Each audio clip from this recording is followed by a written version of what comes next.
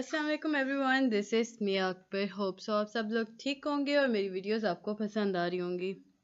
आज ही हम लोग EDU 301 का लेक्चर नंबर 19 कर रहे हैं। मुझे उम्मीद है कि आपको पिछले सारे लेक्चर समझ आ चुके होंगे। तो चलिए जी अपनी वीडियो करते हैं स्टार्ट। लेक्चर 19 है आपके पास mode of presentation and task analysis model.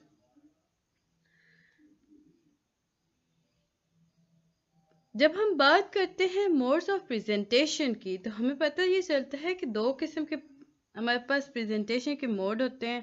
First है डिडक्टिव रीजनिंग और सेकंड है इंडक्टिव रीजनिंग। लेक्चर नंबर 18 के लास्ट में हम लोगों ने काफ़ी डिटेल में देखा कि डिडक्टिव रीजनिंग है क्या और इंडक्टिव रीजनिंग क्या है। फर्दर हम जैसे जैसे मूव करते जाएंगे इसकी मतलब डेफिनेशन, इसकी क्लैरिफिकेशन आपके पास ज़्यादा से ज़्यादा बेहतरीन आती जाएगी। हमारे पास ये एक नॉलेज भी आप अगर करो ना, डिक्लेरेटिव नॉलेज कह दो या यूँ समझ लो कि मैं कहूँ कि नॉलेज जो है उसे हम डिवाइड करते हैं 3 हिस्सों में। फर्स्ट होता है आपके पास डिक्लेरेटिव नॉलेज, सेकंड होता है आपके पास procedure knowledge and third one is होता है मेटा कॉग्निशन नॉलेज यानी मेटा कॉग्निटिव नॉलेज। अब जब हम बात करते हैं डिक्लेरेटिव नॉलेज की तो ये कौन सी नॉलेज होती है? देखिए, ये वो इल्म है जिसमें हम फैक्ट्स और कॉन्सेप्ट्स की बात करते हैं। प्रोसीजर नॉलेज में हम प्रोसेस के बारे में बात करते हैं एंड मेटाकॉग्निशन के अंदर हम बात करते हैं कॉग्निटिव अबाउट कॉग्निशन की। कॉग्निटिव थ्योरीज आपके पास आई होती हैं, ये बहुत बेहतरीन है। ये आपके अगर आप लोग गूगल सर्च करोगे ना तो आपको मिल जाएंगी। ब्लूम्स टेक्सोनमी में भी आ जाती हैं। अदरवाइज आप कॉग्निटिव थ्योरी लिखोगे ना तो वो आपको मिल जाती हैं।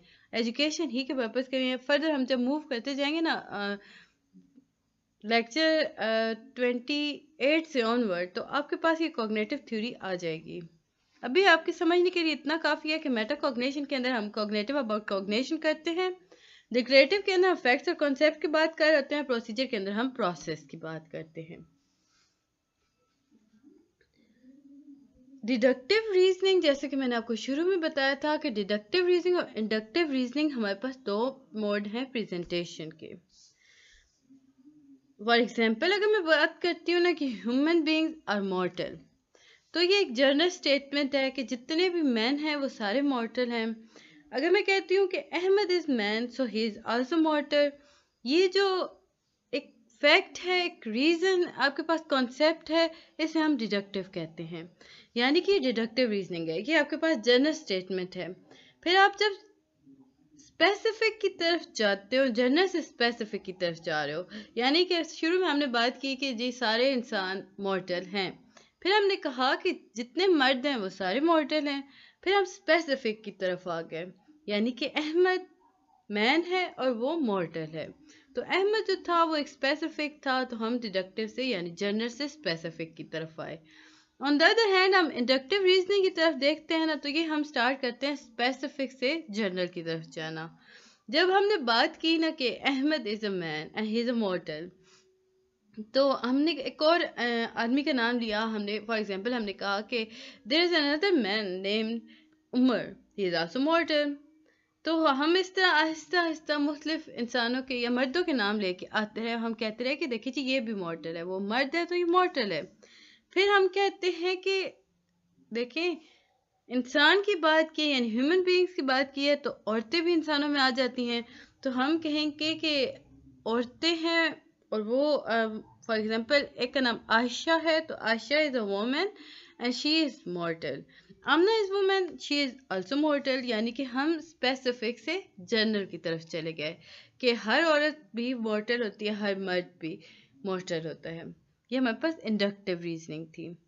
यहाँ पे आपको मैं एक प्रॉपर प्रेजेंटेशन के मोड दिखाती हूँ जो कि आपके पेपर में काफ़ी ज़्यादा आते हैं, सो आपको ये समझने होंगे। डिडक्टिव रीजनिंग के अंदर हम नाउन की डेफिनेशन देते हैं, करेक्टरिस्टिक्स बताते हैं नाउन की और एग्जाम्पल देते हैं। प्लेस इन हैचरी हम बताते हैं डिडक्टिव रीजनिंग के अंदर। On the other hand inductive के अंदर हम क्या करते हैं, हम ब्रेन स्टॉर्मिंग करते हैं नेम्स पर, एग्जाम्पल देते हैं हम नेम्स की, और करेक्टरिस्टिक्स और कॉमनैलिटीज़ यानी कॉमन चीज़ें जो होती हैं नामों के अंदर उससे हम सेपरेट करके लिख देते हैं, और लास्ट में हम आके डेफिनेशन दे देते हैं नाउन की। अब जो बच्चे होते हैं ना, स्टूडेंट्स, वो नाउन को बारे में सीखते हैं।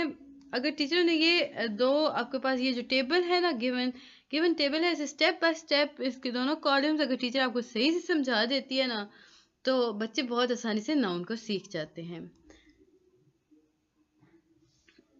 टीचर को अब ये समझाने के लिए सबसे पहले बताना होगा कि कौन सा कॉलम आपके पास डिडक्टिव रीजनिंग में आता है और कौन सा इंडक्टिव में आता है। यहाँ पे आपके पास ये एक ड्रॉबैक दिया गया था, जो कि था कि डिडक्टिव रीजनिंग का आपके पास क्या ड्रॉबैक है। तो ये आपका क्वेश्चन था 2011 एंड 2015। ये दो आपके ऐसे थे जिनमें आपके ये बार बार ये क्वेश्चन आया था, तो इसे याद रखिएगा। डिडक्टिव रीजनिंग का जो ड्रॉबैक है वो नो फेयर ऑब्जर्वेशन है, यानी कि इसके अंदर हम ऑब्जर्वेशन को फेयर नहीं रख सकते। एक और चीज़ हमारे सामने आती है इंडक्टिव मोड ऑफ प्रेजेंटेशन के अंदर प्रोसेस की। हम डिडक्टिव मोड के अंदर जब चिल्ड्रन को बताते हैं कि रीजनिंग कैसे आप करते हैं, कॉन्सेप्ट क्या है और किस तरह उसे डेवलप किया जाता है, लेकिन ऑन द अदर हैंड जब हम इंडक्टिव मोड की तरफ आते हैं तो हम प्रोसीजर नॉलेज के बारे में बात करते हैं। हम उन्हें बताते हैं कि आपने फैक्ट्स को जनरलाइज कैसे करना है। इंडक्टिव रीजनिंग याद रखिएगा ये चाइल्ड सेंटर्ड होती है। इसके बाद जी हम आ जाते हैं डायरेक्ट, आपकी इम्पोर्टेंट क्वेश्चन है गैगने एक्सपीरियंस। गैगने जो था ना, ये इसने ना एक टीचर था बेसिकली।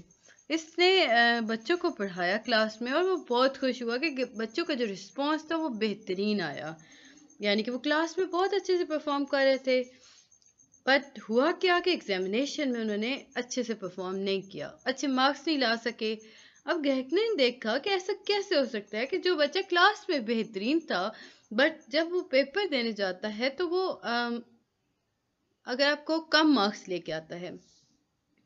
उसने फिर जी अपनी इंस्ट्रक्शन को ना, अपना पूरे वर्क को उसने मतलब उसे पूरा देखा, उसे असेस किया, तो उसे पता ये चला कि जो उसकी इंस्ट्रक्शन थी ना वो सीक्वेंस थी, बट वो जो सीक्वेंस इंस्ट्रक्शन थी वो लर्निंग हेरिटरी के अकॉर्डिंग नहीं थी। याद रखिएगा, लर्निंग हेरिटरी के अकॉर्डिंग गैगने की इंस्ट्रक्शन जो थी वो सीक्वेंस नहीं थी। अब लर्निंग हेरिटरी क्या है? ये एक टर्मिनल गोल है, टर्मिनल ऑब्जेक्टिव है, जो कि आपको इंटरलिंक करता है इंटरमीडिएट ऑब्जेक्टिव के अंदर। अब इंटरमीडिएट ऑब्जेक्टिव होते क्या हैं या किस तरह आपके साथ इंटरलिंक करते हैं, तो याद रखिएगा जो इंटरमीडिएट ऑब्जेक्ट होते हैं उन्हें हर हाल में बेसिक स्किल्स के लिए इंटरलिंक किया जाता है। इसके बाद ही गैगने ने अपनी एक हैचरी बताई, जिससे उसे गैगने ने उसे किया था, उस हैचरी के अंदर अपने एक्सपीरियंस का जिक्र किया। आगे चल के हमें थोड़ा सा बताते हैं कि जो गैगने है वो वंडरफुल टीचर है in sense that he reflect on his own experience of teaching and then develop a learning hatchery. यानी कि कहा कि क्या कि गैगने जो था ना ये बेहतरीन टीचर था इस वजह से कि उसने अपनी लर्निंग, अपनी टीचिंग एक्सपीरियंस पे वर्क किया, उसके बाद उसने लर्निंग हैचरी बनाई। यहाँ पे एक इम्पॉर्टेंट पॉइंट आप याद रखिएगा, जो टास्क एनालिसिस होता है ना ये बहुत इंपॉर्टेंट होता है जब आप प्रोसीजर नॉलेज स्टूडेंट को दे रहे होते हो उसमें, यानी कि टास्क एनालिसिस आपके बहुत काम आता है। अब जब मैं बात कर रही हूँ टास्क एनालिसिस की, तो टास्क एनालिसिस के जी हमारे पास मॉडल मौजूद है। उस मॉडल के अंदर हम जो इम्पोर्टेंट चीज़ें यूज़ करते हैं उनका नाम आना चाहिए, क्योंकि ये आपके लॉन्ग क्वेश्चंस में आता है, आपको सिंपल नाम आने चाहिए। अप्रिशिएट ऑब्जेक्ट को आपने करना होता है अप्रिशिएट एज लेवल के लिए, यानी सिलेक्ट करना होता है। अब आप क्लास 1 के लिए कर रहे हो या ग्रेड 1 के लिए आप कर रहे हो, एक सिलेक्ट कर रहे हो ना एक ऑब्जेक्टिव, लेकिन आपके दिमाग में वो बात नहीं, आप क्लास 5 का ऑब्जेक्टिव क्लास 1 को दे रहे हो, तो ये गलत है। तो इसके लिए ज़रूरी है कि आपको क्लास 1 ही के लिए ऑब्जेक्टिव करना होता है सिलेक्ट। बेहतर सिलेक्ट करें तो आपका अच्छा रिजल्ट आएगा। आइडेंटिफाई करना होता है enabling skill student need to attain the objective. Second काम टीचर क्या करती है, सबसे पहले वो करेगी जी सही आपके पास ऑब्जेक्टिव वो सिलेक्ट करेगी, फिर वो देखेगी कि आया बच्चों के पास इतनी कैपेसिटी है कि वो कर सकते हैं उस गोल को अटेन, तो ही वो उन्हें वो देगी। इसके बाद ये वो सब डिवाइड कर देगी इंडिपेंडेंट और डिपेंडेंट इनेबलिंग स्किल्स को। यानी कि क्लास के अंदर ना, इंग्लिश की क्लास है, आप अपने स्टूडेंट को पढ़ा रहे हो, तो आप एक सेंटेंस बनाओगे और बच्चे से कहोगे कि ओके फाइन, आप इस जैसे मज़ीद सेंटेंस बनाएं या पैराग्राफ लिखें और उसमें इस सेंटेंस को यूज़ करें। तो इस तरह वो बच्चे, उनकी स्किल्स डेवलप हो जाती हैं। अरेंज डिपेंडेंट और इंडिपेंडेंट सीक्वेंस इन ऑर्डर। इसके बाद ये आपके पास 5th पॉइंट आता है, sequence specific task for the student. मुझे उम्मीद है कि आपको ये सारी चीज़ें समझ आ रही होंगी। काइंडली आगे बढ़ने से पहले मेरे चैनल को लाइक और सब्सक्राइब ज़रूर कर दें। वीडियो पसंद आती है तो कमेंट भी कीजिएगा, अपने दोस्तों के साथ भी शेयर कीजिएगा ताकि वो भी वीडियो से मुस्तफ़ीद हो सकें, और उन्हें भी कहिएगा कि मेरे चैनल को सब्सक्राइब ज़रूर करें और वीडियो को एंड तक देखें। अब हम चलते हैं लेक्चर नंबर 20 की तरफ, information processing theory and graphic organisation.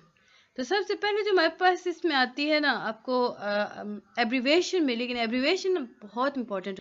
मैं आपको एक सजेशन दूंगी कि आप एक पेपर रखो अपने पास, पेन रखो, जिधर जिधर मैं आपको एब्रीवेशन के बारे में बता रही हूँ आप सेपरेट वो लिखते जाओ। आपके MCQs में आप अगर कर लो ना कि 10% मस्ट आपकी एब्रीवेशन आ रही होती हैं, तो आपको पता होना चाहिए। IPT आपके पास है तो इसके एब्रीवेशन का फुल फॉर्म क्या है? Information processing theory. Declarative knowledge जो है, अभी मैंने बहुत डिटेल में आपको बताया। मुझे उम्मीद है कि आपको अभी याद भी होगा कि डिक्लेरेटिव नॉलेज के अंदर हम फैक्ट्स, कॉन्सेप्ट और जनरलाइजेशन के बारे में बात करते हैं। अभी मैंने आपको एक एब्रीवेशन बताई, अब हम देखते हैं कि वो है क्या। इंफॉर्मेशन प्रोसेसिंग थ्योरी, IPT जो है, इसमें हमें बताया जाता है कि जब तक आपके दिमाग में लॉन्ग टर्म मेमोरी के अंदर इंफॉर्मेशन सेव नहीं होगी ना, तो आपको कोई बात याद नहीं रहेगी। वर्किंग मेमोरी, आपके पास 3 किस्म की मेमोरीज होती हैं, याद रखिएगा, short term memories, long term memories, और इन दोनों के दरमियान आपके पास होता है वर्किंग मेमोरी। वर्किंग मेमोरी क्या है? ये हमारी कॉन्शियस मेमोरी है। हम लोग कहते हैं ना कि हमारे कॉन्शियस में मौजूद था, हमारे शऊर में मौजूद था ये बात, यानी कि हमें मालूम है, तो वो कॉन्शियस मेमोरी है, यानी वो वर्किंग मेमोरी है। शॉर्ट टर्म मेमोरी वो मेमोरी होती है जो कि आप थोड़े टाइम बाद भूल जाते हो। अभी हम फैक्ट्स देख लेते हैं। ह्यूमन, अच्छा, इसके जो फैक्ट्स हैं ये सारे MCQs वाइज इंपॉर्टेंट थे। ह्यूमन जो है वो 5 से 9% अनरिलेटेड पीसेज ऑफ इंफॉर्मेशन को अपने दिमाग में रख सकते हैं, जो कि वर्किंग मेमोरी के अंदर हमारे पास एट वन टाइम सेव हो जाता है। इसके बाद ये हमें बताते हैं कि if most or all the space in working memory is taken up in a lower level skills, high level thoughts such as analysis can not take place. कहा ये क्या कि अगर आपके दिमाग में एक ख़ास सलाहियत के बाद भी अगर कोई आपके पास इंफॉर्मेशन सेव रहती है ना, तो आप कभी भी कोई चीज़ अच्छे से एनालाइज नहीं कर सकते, आपको याद नहीं रहेगी। स्पेस जो होती है, इसकी रिपोजिटरी है कि आप स्पेस रखो अपने दिमाग में ना, तो स्पेस जो होती है वो लिमिटेड होती है। चाइल्ड माइंड की जो स्पेस है वो लिमिटेड है। टीचर जो है वो देखेगा कि बच्चे के दिमाग की कितनी सलाहियत है, वो उसके अकॉर्डिंग बात बताएगा ताकि वो आसानी से समझ सके। अब इंफॉर्मेशन को जी ऑर्गेनाइज किया जाता है चंक।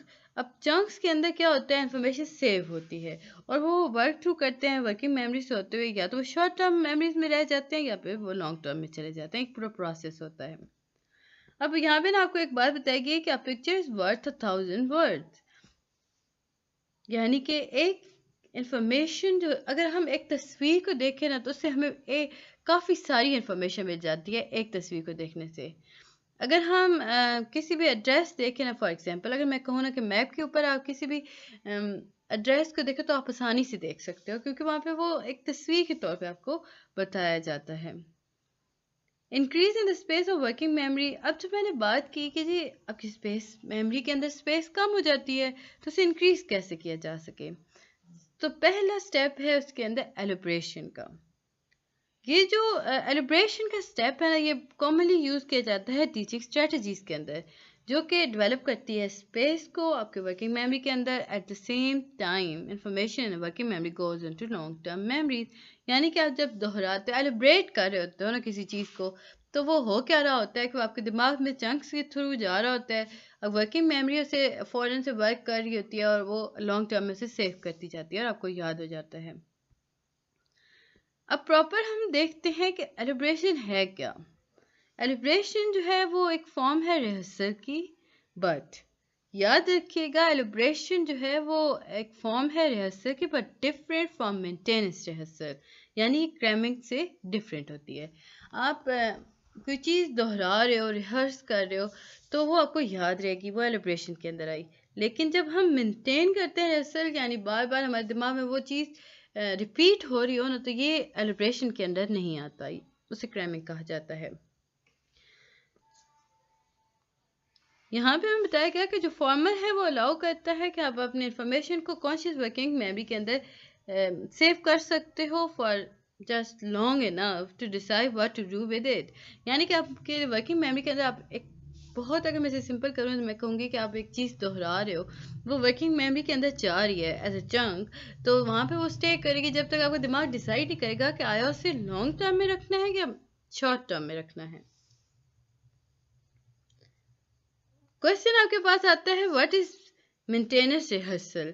तो हम कह सकते हैं कि जब हम कोई चीज़ पढ़ रहे हैं, when we learn something we do some kind of drill to maintain it. When we do a cram something to remember it is called maintaining rehearsal.